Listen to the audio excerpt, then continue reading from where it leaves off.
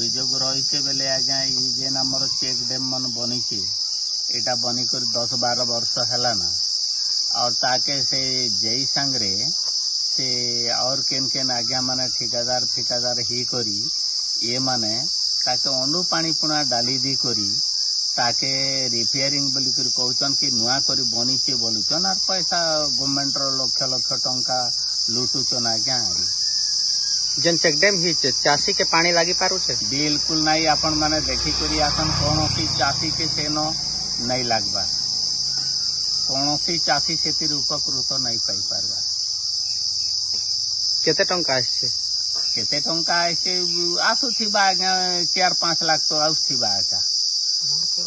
एना तो आमे किछि नहीं जानू आर किछि नहीं सुनलार बोलो तो किंतु जेन पुराना जगह मन की मरामती करी नो एटा शो देखे करी जेन टंका लुटुचन से बाबद रे आमे किछि सारा गाँहर लोग के पचार ना गया जेन जेन भाई माने